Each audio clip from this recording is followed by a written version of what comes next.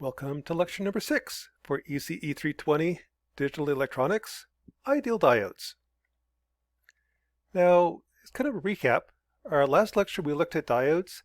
Diodes are inherently nonlinear devices. The VI characteristics are exponential in nature. So when the voltage is small, the current's basically zero. Once you get to about 0.7 volts per silicon diode, the current takes off. That's a problem. That creates nonlinear equations, and that makes circuit analysis difficult, so that everything you learned back in circuits 1, circuits 2, solving n equations, n unknowns, doesn't work anymore. I can't put in matrix form. I can't solve using matrix inverse. That's a problem. So, can I come up with a engineering approximation for a diode? And that's typical in engineering. If you have a difficult problem to solve, change the problem. Change it in a way that it's easier to solve, but make sure you keep the flavor of the old problem so the solution actually has a meaning. That's what the ideal diode does. It replaces an actual diode, the blue line, with a straight line.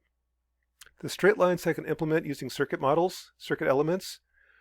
On the x-axis, when the current is zero, that's just an open circuit. This vertical line, when the diode turns on, that's just a 0.7 volt drop. And the ideal diode model isn't exact. Can't tell from the two curves, they're not the same, but it's pretty close. And oftentimes that's close enough. Typically what you do is you use the ideal diode model to compute what the currents and voltages are roughly, be pretty close. If you want to get more accurate, throw it in Circuit Lab. And also with an ideal diode model, it helps with intuition because they now have two states. The diode is either off, right here, or it's on. And that kind of reflects the idea that a diode is a valve. Either the valve is open or on or closed off. That's also kind of how diodes are modeled in DigiKey and other manufacturing sites. The problem you have is the VI characteristics are nonlinear. Trying to represent this curve with a number is pretty hard. So instead what they do is they pick a number, like, in this case, maybe 60 milliamps. I'll specify what the voltage is when the current is 60 milliamps. For an actual diode, the voltage varies a little bit with current. For an ideal diode, the voltage is constant. As long as they have current flow, the voltage will be the same. And you see that on the data sheets and the website for DigiKey. When I look for diodes, they specify the voltage at a certain current. If I use an ideal diode model that says that as long as this diode is turned on, it'll have about 0.63 volts across it. Again, not exact, but pretty close. That's the ideal diode model. So, well, the reason we're doing this is it makes circuit analysis way easier. So for example, suppose I have this circuit, the same circuit we looked at last time. Find the voltages and currents.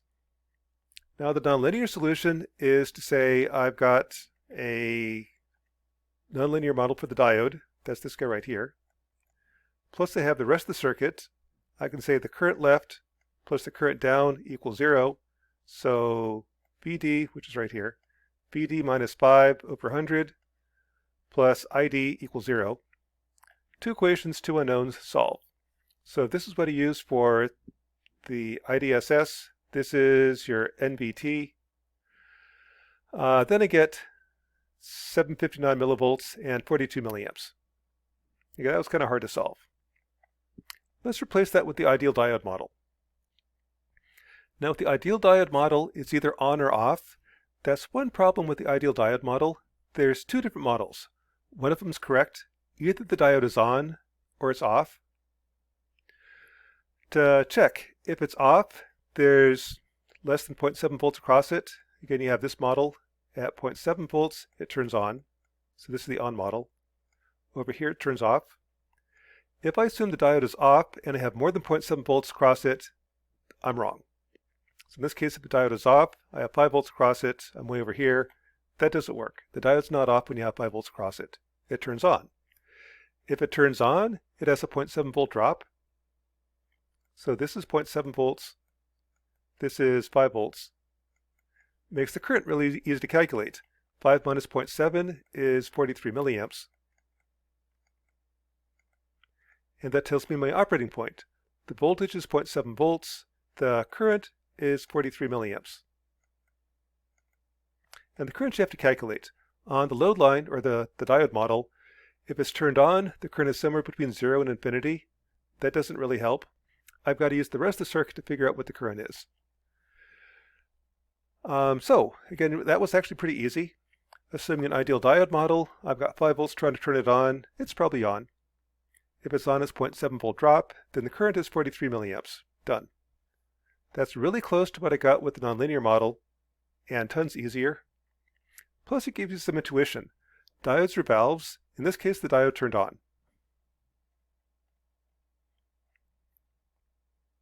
And note, I now have 3 solutions. For this circuit, I can solve using the nonlinear model. I got 1 answer. I can use the ideal diode model. I get a 2nd answer. Throw it in Circuit Lab. I get a 3rd answer. And if I build it in hardware, I'd get a 4th answer. That's typical in electronics. I've got 4 different answers, and they're all different. Each one uses a slightly different model. All models are slightly inaccurate, so the answer is slightly inaccurate. The real answer that you want is the hardware answer, and what the diode actually does. All 3 answers should be close. For example, 759 millivolts, 700 millivolts, 751 millivolts. If they're all close, you probably did it right. If they're all exactly the same, as an instructor, I'm kind of sure you didn't do the homework. So again, they're all going to be slightly different. The ideal diode model is easy to spot. It's a nice, clean, round number, 0.7 volts. In actuality, it won't be a nice, clean number. It'll be like a 0.71, 0.75, something else. But the ideal diode model is easy to solve, and it gets you pretty close. So that's the circuit with 1 diode. One problem with the ideal diode model is there's 2 possibilities for every diode. Either the diode is on or it's off. If I have 2 diodes, I now have 4 possibilities. So I've got 4 circuits to analyze. One of those circuits will be correct. And by correct, what that means is, again, if this is the voltage across the diode, here's the current through the diode. It's got to be either right here off or on. If it's on, the current is greater than 0. If I assume it's on and the current is down here, the off model is invalid. If it's off, the voltage is less than 0.7 volts. If I assume it's off and I calculate the voltage and it's more than 0.7, I'm wrong. So there are 4 different possibilities for this circuit. One of those 4 is correct. One way to solve is to solve all 4 circuits and find out the right one. That's kind of an annoying way to do it. And a better way is to kind of guess what the right answer is. So if you look at this circuit, I've got 10 volts trying to push current, trying to turn on those diodes. 10 volts is more than 0.7, so probably these are on. So that'd be my guess. I'll guess the diodes are on. If I'm wrong, I'll grumble and then try another guess. They will do something. If you build the circuit, it will do something. Either they're on or off. It may not be easy to determine, but they will do something. So let's start out. Suppose I have this circuit. I've got 10 volts trying to push current through the diodes. That tries to turn them on. Let's assume the diodes are on. If they're on, the model per diode is a 0.7 volt drop. So I'm going to replace each diode with 0.7 volts. Now analyze the circuit. What I know right away is that V3 is 0.7 volts. That's from this diode. I know right away that V2 is 1.4 volts. V1, I don't know, but I can solve using voltage nodes. So with voltage nodes, the currents have to balance. So whatever V1 is, the currents have to balance. So current left, V1 minus 10 over 100, plus current down, V1 minus 1.4 over 200, plus current down, V1 minus 0.7 over 300, plus V1 over 400 equals 0. One equation, one unknown. Solve. I get 5.248 volts.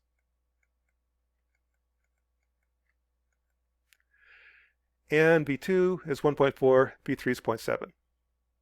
As a check, if the diodes are on, the current's positive. Well, 5.248 is more than 1.4, so this current's positive. That goes to this diode, and the current through the diode is positive. That's good. Current through this diode.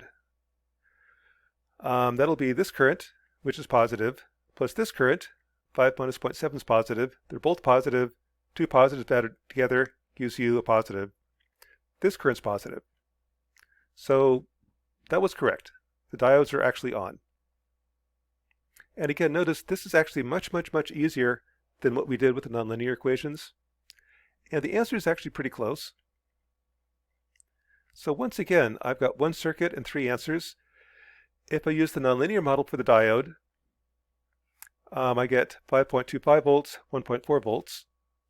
If I use the ideal diode model, I get 5.248, a little bit different, 1.4.7. Again, these are nice clean round numbers. In practice, you're not going to get such nice clean round numbers. In Circuit Lab, it's almost the same. They're close, but slightly different. And again, that's very typical in electronics. Each method is going to give you a different answer. They're all pretty close. If you build it in lab, I'll get a fourth answer.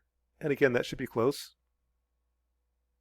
And kind of a sidelight, the previous lecture I had an error. When I calculate the voltage node at this point, the current up plus current down equals 0. I used the wrong current. I made it ID2. And that showed up in the linear equations. These two match, that one didn't. That kind of tells you, if you have best 2 out of 3 voting, if one of them's off, you made a mistake. I went back and corrected that mistake in the MATLAB file. And when it's corrected, it matches up.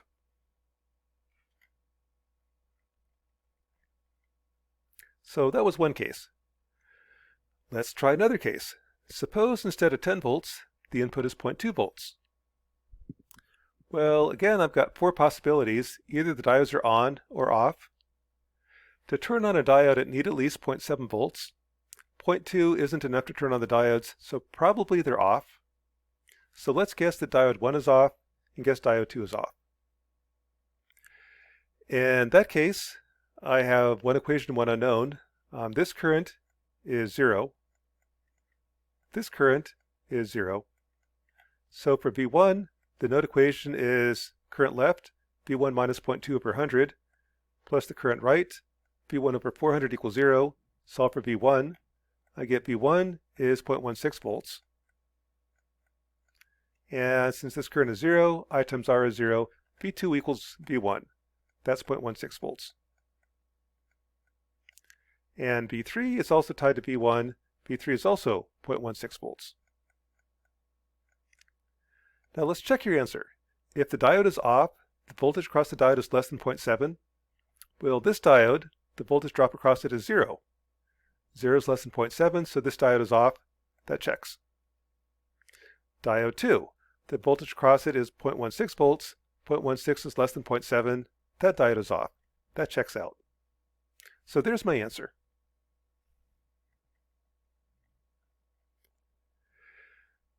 And if you built that in Circuit Lab, or use the nonlinear models, I'd get something close. Kind of a sidelight. Suppose instead I assume the diode is on. If I assume the diodes were on, and I don't have to do that because once I get the right answer, I don't have to go on because there is going to be an answer. The circuit's not going to get confused. Diodes are too dumb to get confused. They will do something. Once you get the answer, that's it. If I made a mistake and assumed the diode is on and said this is 1.4 volts, and I solve, what I'll wind up with is this is something like 0.16. It'll be a little bit different, something around there. Yeah, I did that wrong. If I assume diode 2 is on and this is 0.7 volts, then 0.7 is more than 0.16, current's going up, and the current's got to come from this way. That's current going backwards through a diode. Diodes don't allow current to go backwards. So that tells me my assumption was wrong. This diode is not on. Likewise for diode 2. If I assume it is on, calculate the current's actually going backwards. So again, if you make the wrong assumption, you'll get a contradiction and you grumble, then try a new assumption. One of these four is going to be right. Let's look at one more example. Suppose, suppose I had this circuit, and the input voltage is 1.8. Now determine the voltages. And again, there's 4 permutations for the diodes. One of the 4 is going to be right. Again, if you build the circuit, it will do something. So let's try to figure out which one it is. Let's assume both diodes are off. If they're off, then basically have a voltage divider. V1 is 4/5 of 1.8. This is 1.44 volts. That doesn't work, because if this is 1.44, this is 1.44 volts. I've got more than 0.7 volts across this diode, it turns on. So it's not off. That assumption was wrong. So throw it out, try again. Suppose I assume both diodes are on. Then this is 0.7. This is 1.4 volts. Same as we did before, solve for V1. I wind up that V1 is 1.3 volts. That doesn't work. 1.4 is bigger than 1.31, so current's going up. Current's going backwards through this diode. That can't happen. So again, that's wrong. Okay, so one of the diodes is turned on. One way to figure out which one it is let's try it at 0 volts. If I'm at 0 volts, go back over here. If I'm at 0 volts, both diodes are turned off. As I raise the voltage, V1 starts going up. Once V1 is more than 0.7, diode 2 turns on. Once V1 is more than 1.4, diode 1 turns on. So diode 2 turns on first. So what I'll assume, guess number 3, let's assume diode 2 is on, diode 1 is off. In that case, this is 0.7 volts. This current is 0. Write your node equation. Current left, V1 minus 1.8 over 100 plus 0, plus V1 minus 0.7 over 300 plus V1 over 300 over 400 equals 0. Solve for V1. I get V1 is 1.2842 volts. That works. 1.28 minus 0.7 is 0.58 volts. That's less than 0.7, so diode 1 is off. 1.28 is more than 0.7, so this current's positive. I have positive current flowing through an on diode. That works. This is the correct solution. So once again, I've got one circuit, 3 solutions. If I assume an ideal diode, that's what I get. Throw this in MATLAB, change V1 to 1.8, and let it solve. Here's what I get. Again, close, a little bit different, but close. Throw this in CircuitLab. CircuitLab uses nonlinear equations to solve. I get something again which is close, a little bit different, but close. But again, that's very, very different, or very, very similar, or very common in electronics 1. If you build a circuit, you're going to get 3 or 4 different answers. The ideal diode model gives you one answer. The nonlinear model gives you another answer. CircuitLab gives you another answer. If you build it, I'd get a 4th answer. The thing to note about the ideal diode model, this actually wasn't too bad to come up with, and the answers are pretty close. That's kind of why from this point onward, we'll be using ideal diode models in this course. They'll get you close. If you want to get more accurate, throw it in CircuitLab. What's also nice is it kind of tells you what's happening with the circuit. Diodes are valves. This one is off. This one is on. And so you can kind of see the valves turning on and off, diodes turning on and off. That's what's nice about the ideal diode model. So handout. Suppose I had this circuit. Find the voltages and currents. And here the trick is try to figure out which diodes are on, which ones are off. I've got 12 volts, trying to push current through the device. 12 is more than 0.7 times 3, more than 2.1. Probably the diodes are on.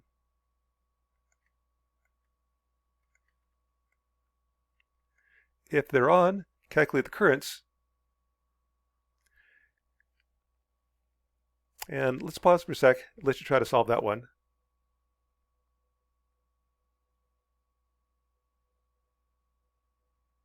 So picking up, if I assume all three diodes are on, I know right away this is 0.7 volts. There's a 0.7 volt drop across an ideal silicon diode. This is another 0.7, making this 1.4. And this is another 0.7, making this 2.1 volts. Now to find the currents, I can't find those directly because, again, for an ideal diode model, I've got 0.7 volts across the diode. This current is somewhere between 0 and infinity. That doesn't really help. To find the current, I have to back into it. So, finding my calculator. Let's see, the current coming in, again, currents have to balance. Current in equals current out. 12 minus 2.1 over 100 ohms gives you 99 milliamps.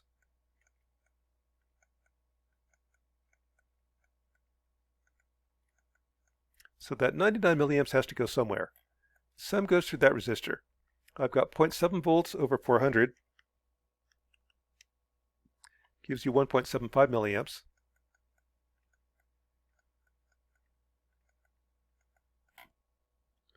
I've got 1.4 volts over 500 gives you 2.8 milliamps.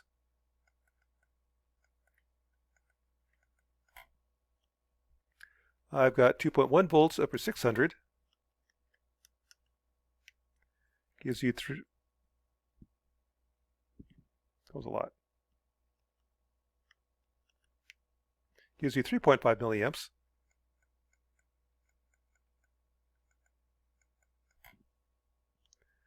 So 99 milliamps go in. It has to go somewhere.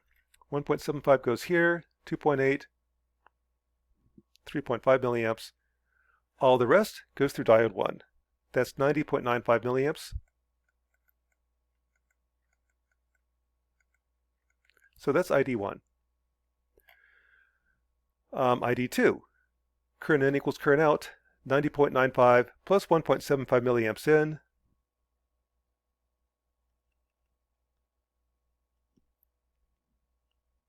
Gives you 92.7 milliamps.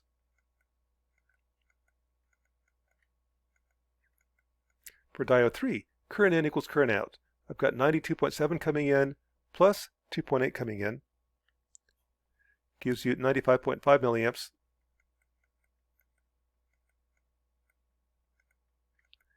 And at this node, current in equals current out. 99 going in, 99 coming out. So that's kind of how you have to solve the currents through diodes. You have to back into it. The current is whatever it takes for the currents to balance. You can also kind of see what happens. As I drop this voltage, this guy drops. These currents over here are constants. Once this current gets small enough that ID1 goes to 0, then diode 1 turns off. And once this current goes to 0, diode 2 turns off. And once this current goes to 0, diode 3 turns off. So you can also kind of see where the diodes turn on and off.